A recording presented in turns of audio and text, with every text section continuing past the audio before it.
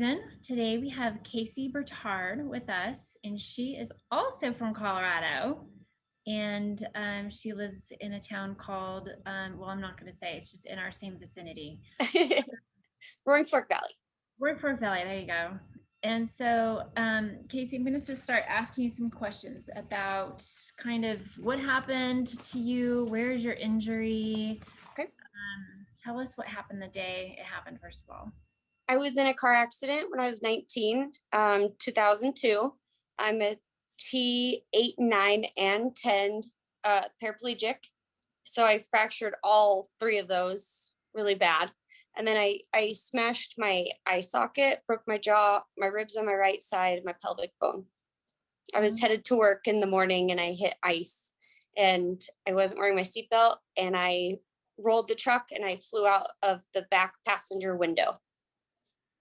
Oh my God, you're lucky to be alive. Very, yeah.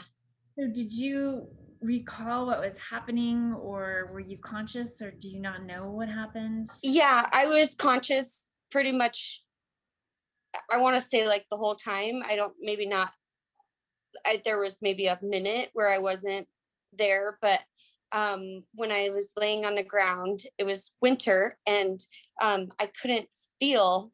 And I was like, but my shirt was up and I was like, oh my gosh, I can't feel, but why is it cold here? And then my arm hurt and I thought I was trapped underneath the truck. And the truck it was lifted pretty high. And I was like, there's no way I'm trapped because I could crawl under it on all fours. That's how tall it was. And a guy that I was passing, he worked for some company up there, and he just happened to be a volunteer EMT and firefighter, and so he knew like not to move me. And what had happened was I was kind of trapped. The tie rod of the pickup broke off, and it was holding me down. It had me pinned down, and but he kept saying, "Oh my gosh, this is bad. This is bad." And I was like, "Stop saying that." Like, what are you doing to me? Yeah. And then he waited till the ambulance got there and the fire department. They were able to lift that off of me. And then he ended up, I talked him into going to the hospital with me. When I got there, my family was already there because I worked for Apex Security, and they had gotten the call through dispatch. And so they already knew that it was me. So they had called my family. My parents were already there. My mom said that I was unrecognizable because my face was just black and blue and swollen. My whole body was swollen. And I broke my jaw right here. So part of my, like in the weirdest spot. So like when I was telling her, I was like, you have to keep my teeth. They can't lose them. Because I just thought they were hanging. And I tried to pull it and it pulled the whole jaw. And she's like, stop doing that. Please stop. Just, they'll do it. They'll do it. Oh my gosh. So yeah. Sounds like you had a pretty good attitude the whole time. I was good up until the 11th day. I was flight for life to St. Mary's, and they did everything, and I was good until the 11th day. And this PT came in, and she was not very nice. She had terrible bedside manner, and she's the one who told me that I was paralyzed. My family was waiting for the right time, and yeah, when she told me, I lost it. Completely lost it. I threw everything that was within my reach at her, and then my attitude really went down. And when I got to Craig Hospital, I was very bitter. I handled it. I did not handle it very well. And if I could go back and tell myself, sorry, Yeah. that everything would be okay, that life will get better, it would have been a lot better. But I didn't know.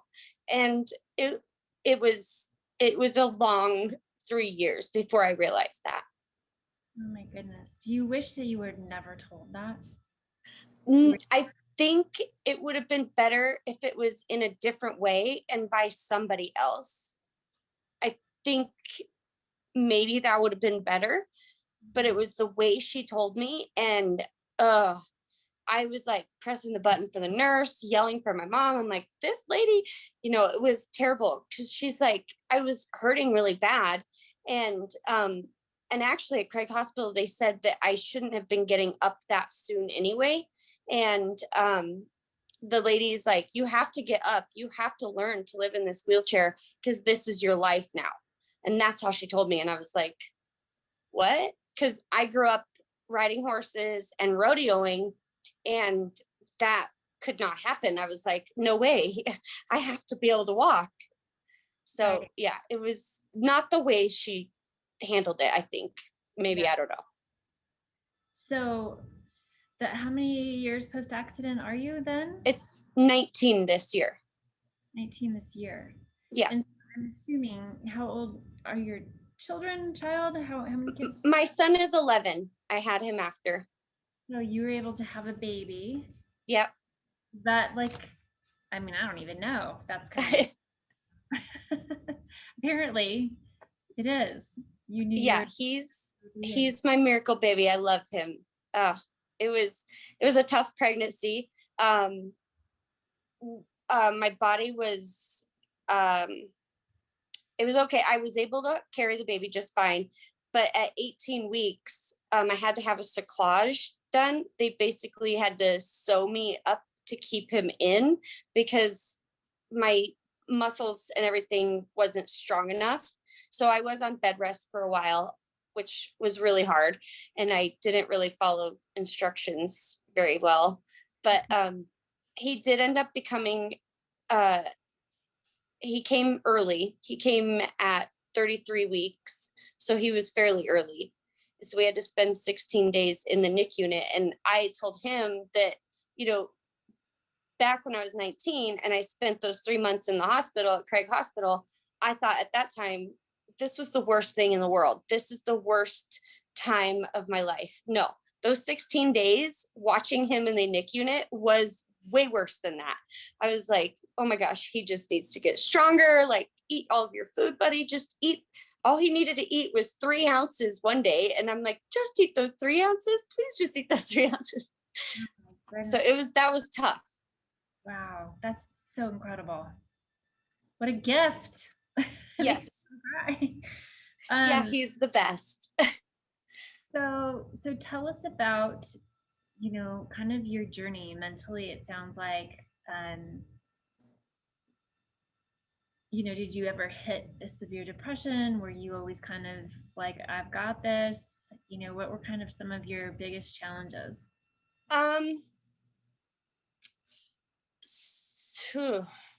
So I'd say the first couple years were the biggest challenges.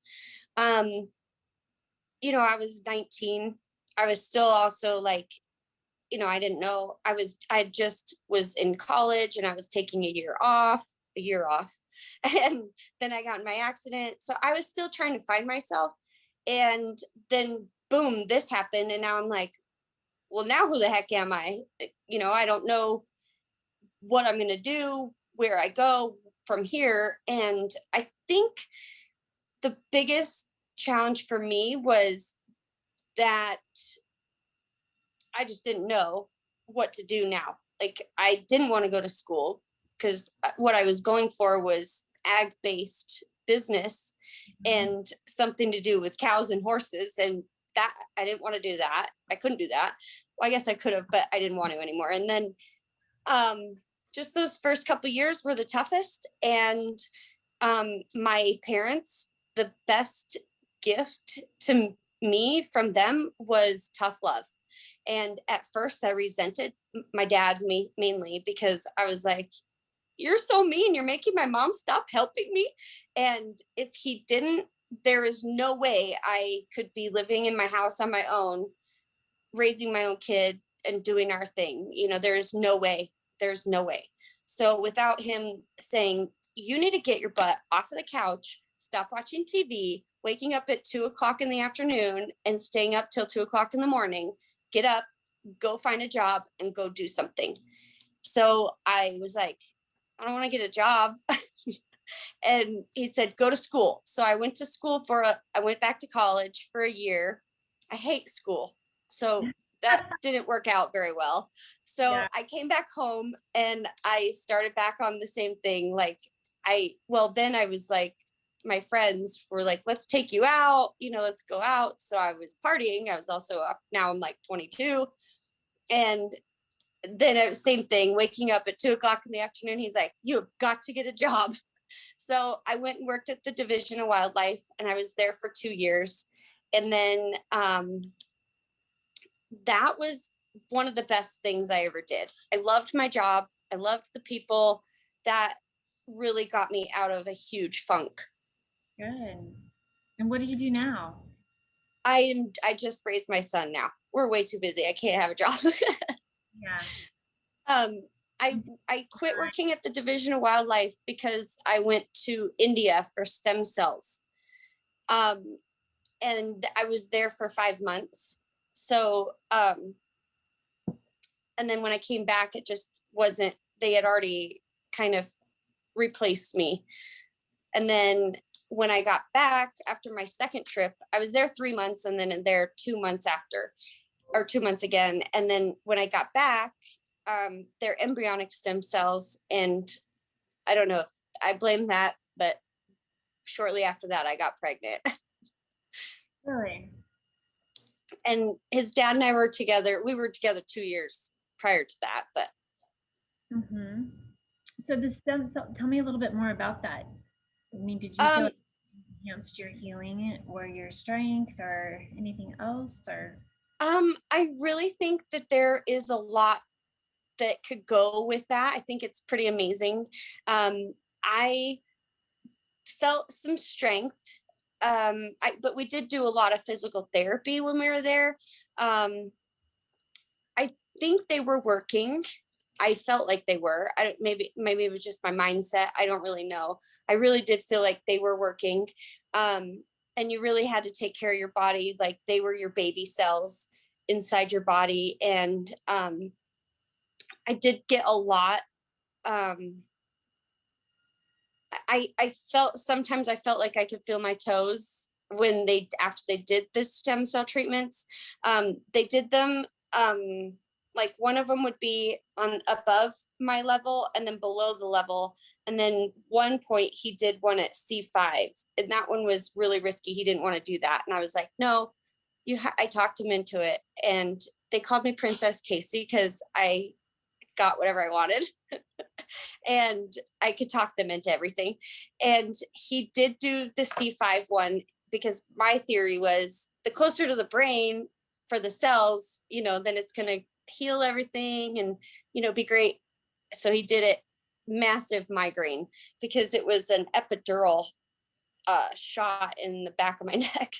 And it was pretty scary. But that one I did right before I came home because I wanted that was the biggest shot I got when I was there. Huh. And so moving forward, like you don't feel that it necessarily impacted your physical ability other than strength, like toward walking or toward more motion or movement? Not really. I think if we did it more often, but going to India was so hard. And at that point, I don't even know if it's legal now. I don't have any idea on it now, but at that point it was not legal here in the US. It was only legal in the UK and India. And I think China, I don't remember. I don't know the details, sorry. But just having to go there and then stay, it was so stressful. And I missed my family so much and my dog. And it was just really hard. Like I went through a lot of homesickness and depression there because I was like, I just want to be home. Because I don't know if you've ever been to India, but watch Slumdog Millionaire before you go and that'll help you decide. So it was really scary and really hard on my body. So I think if they continue to do the research, I think it could have a huge impact on spinal cord injuries. And they were saying that there was a gal that had just gotten injured and she used the stem cells right away. They put them in right when she got her surgery, and she was starting to get things back faster than people later on down in their down the road. Because I had been it 2000, it was 6 years for me 6 years out when I went there. So this is before your baby, Yeah. obviously. Yes. You were like 25-ish. Yeah. I turned 26 in India. I had my 26th birthday in India. Well, it sounds like a pretty incredible experience. Yeah. My birthday was on Holly. It was pretty cool. They paint, like put colors everywhere, like with like chalk, and then they paint the ground, and it's really cool. I've It seen was cool. that was in Slumdog Millionaire, that whole painting thing too. But Yeah. yeah. Um, well, do you have any current like goals in recovery right now, be it mind, body, soul, spirit? I'm just curious as to like what your aspirations are, or if you're like, yes, I want to, whatever. And it could be related to your son. Like, where's your focus? Where's your passion? I do want to do recovery. It's so hard with him, and I mean, we work out a little bit together, him and I don't do any walking or anything like that anymore, but I was wanting to move to Texas a few years ago because there's a great place. I started working with a guy in 2004, 2004 in Oklahoma, and he ended up starting his own facility, like Project Walk in California.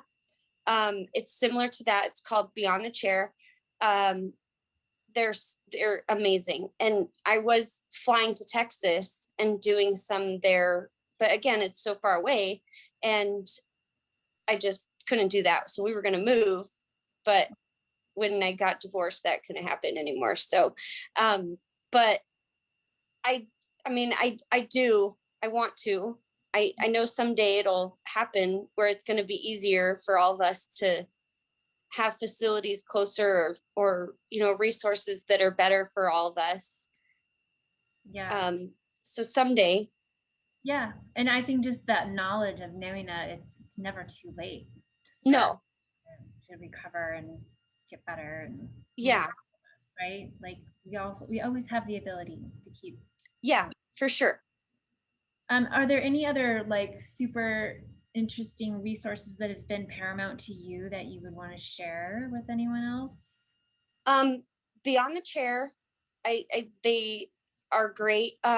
Vertical Blonde on Instagram. That's actually what I do for working out. She's a great gal. She's from Utah. She got hurt. I can't remember where she was, in Utah, and now she lives in Hawaii. She started a program. She was Miss Hawaii, so she started a program to work out.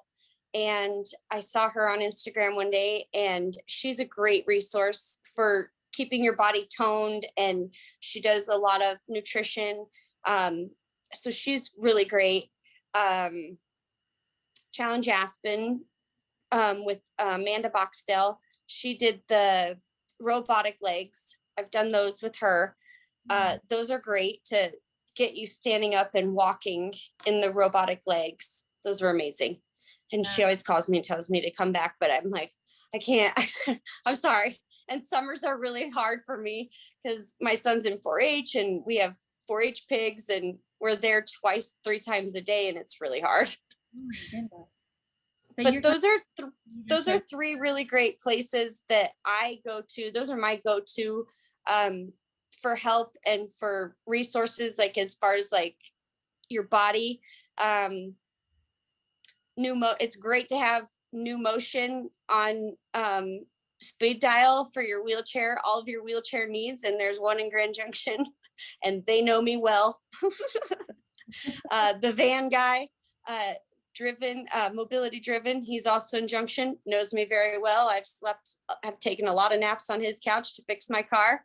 Yeah, it's good to have all those people on call. Yeah. Do you have anybody help you? Like, is it just your family, or do you get caretakers? No, I don't have a caretaker. My family, they're pretty much no, I do everything on my own.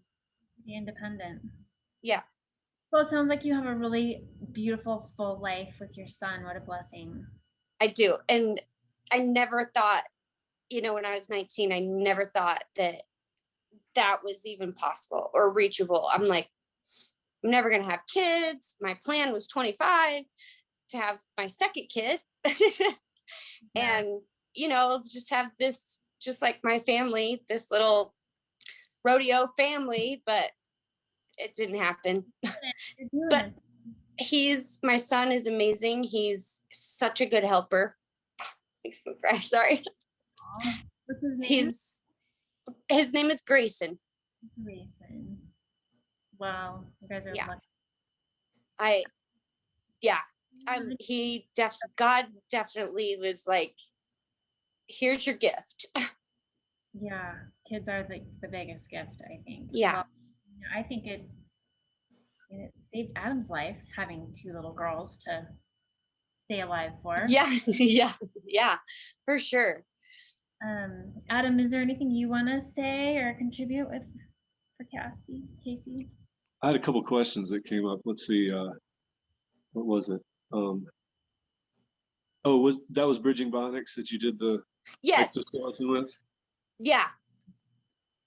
And one thing that I thought of when you mentioned the migraine that you got from that injection, do you happen to remember how much fluid they injected in that spot? Do you have any idea what the volume? I don't. I don't remember. I did the platelet-rich plasma injections that are like the nasal injections into the upper nasal passages, and it was like 20 cc's of fluid altogether. So it was a lot. It was a ton, but it wasn't directly into my spinal column or directly into my neck. So I was curious about that. Yeah, I don't remember. I know it was a big needle though, and it curved. Oh, he showed it to me. I was like, I wouldn't want to. Yeah, I wouldn't want and to see it was it. like, and we were in this dear. I don't know if you guys ever watch MASH, but that's what it reminded me of. We go into this room, and it's like the old school, big, huge hospital lights, and then a fan like hanging from a cord. And I was just like, he did it by feel. Like he sticks it in and he does it by feel on where it goes. So he's like, lay still. And I'm like, okay. Before or after? Wow. What's that? Show you the needle before or after? Oh, before. And it scared me. I was like, because it has this little curve on it too. And I was just like, oh no, that thing going into my back. So he didn't use ultrasound to see where that needle was, basically. Nope, all by feel. And you don't feel like you lost anything, right? You don't feel like you. No. Worse, right? No. Well, that's good. It sounds like he was good with the needle, or very good. Yep. That's very good. Dr. Ashish, I loved him. Did you have any expectations of what was going to happen post stem cell? Oh yeah, I thought, but I was also 25, 26. I thought I was gonna be walking home on that plane. Yeah. But reality, if I went back, I think that might not, I think that I would still probably do stem cells again, just to get, I think that they can still heal farther down. I think there's that potential. You said you were walking at one point and then you kind of got too busy, or what were you saying about that? No, I never did walk. Oh, okay. I thought you said you just with the exoskeleton. Yeah. Oh yeah, with the extra. Yeah. And I loved that. I never got dizzy on that. No way. I was like motoring. They wouldn't even I even tried. I talked them into letting me walk outside one time downstairs. Nice. I'm good at talking people into doing things for me. I'm very persuasive. Well, thank you so much for your time, Kasie. This was just so interesting to get to know your story. I'm so thank you. To be a mom and have all of that full life going on. That's a lot. It's a lot. Thank you. Thank you for letting me be a part of it.